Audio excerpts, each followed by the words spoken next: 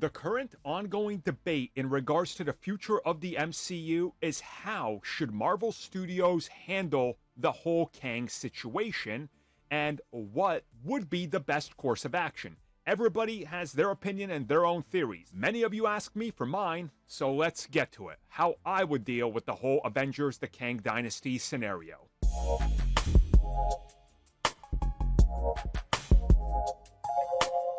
So for this, there is one parameter I had to put in place that sort of I have to dance around, right? And this is the whole situation in regards to recasting Kang. People are saying, how would you do it if they just straight up have to abandon Kang and they can't recast him?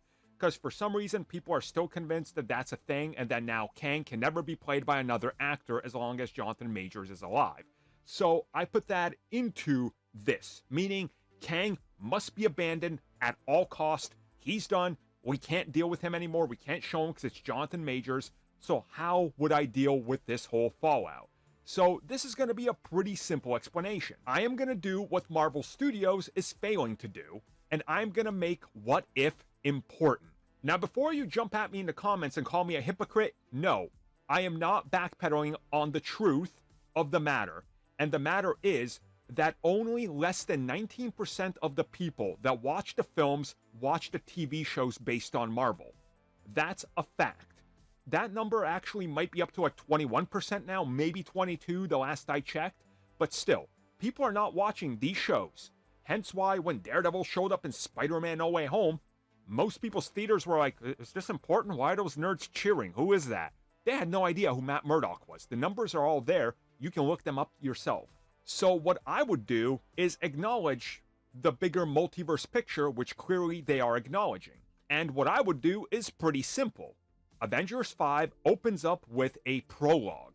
It would essentially be somebody like a Doctor Strange, or maybe a Captain Marvel, somebody that's clued into the bigger picture, that's maybe been clued off screen, shows up and reassembles or shows up to whatever the Avengers are now and whatever they look like when we get to the Kang Dynasty, as it was previously called, and essentially gives us a, hey, here's what's happened.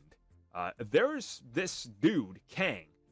We've already defeated a couple versions. Ant-Man, we know you defeated him, but also, it turns out he showed up in a couple other places. There's mentions throughout history now that we've been able to pick up on where he just showed up, and history seems to be a little weird. Something weird is going on, so what do? This is when you have the Watcher show up being like, yeah, I also supplied X Avenger with this info because we're in massive danger.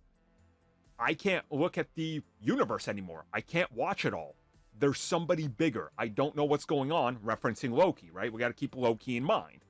And then, that's when reality starts to shatter. Enter Ultron Supreme, or God Ultron, or whatever you want to call him, right? He enters the picture, and he's the one that won in the multiverse. Defeated all those that we saw at the end of Season 1. This guy won. And now he's here to conquer the MCU. He's followed Uatu. Obviously, by the end of this whole thing, the Avengers are going to defeat him. But in defeating him, there's another problem. The whole multiverse thing is still a major thing that's happening. And now we need to deal with the fallout of everything that's going on, because the multiverse are starting to, have a cause and effect on each other. Incursions are happening. This is when you get Doctor Strange to show up if he wasn't the one explaining it, right? After Doctor Strange 3 or setting up Doctor Strange 3 or whatever, and he's got to be a major part. It's being like, yeah, I've dealt with the multiverse, guys. It's bad. It's real bad. You also got Deadpool. He can show up in the film. Him and Logan being like, yeah, we also dealt with the TVA. You guys aren't going to believe this.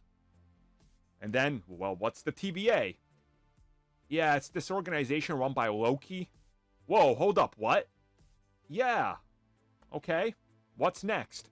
Turns out there's somebody bigger than Loki. Here comes the Beyonder, right? Okay. What now?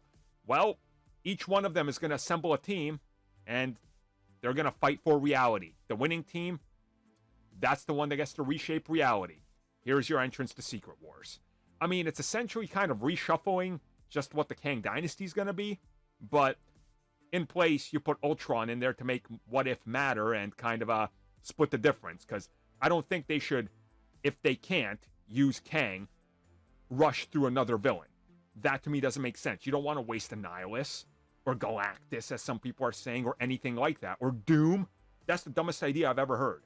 We talk about that in a CBC video for members. It's stupid. So in my opinion, just make What If matter if you're going to do anything. That way you can bring in some of the What If characters as well. And they already got a little bit of back history, and we kind of have it established. So that's just my kind of quick, off the cuff, how I would do it. Ultron. There we go. You could even have Ultron in the MCU infect the one that joins, so there's a little bit more personal history. It's like, oh, you guys thought you defeated him in Age of Ultron? No, he was just waiting, and he's striking back.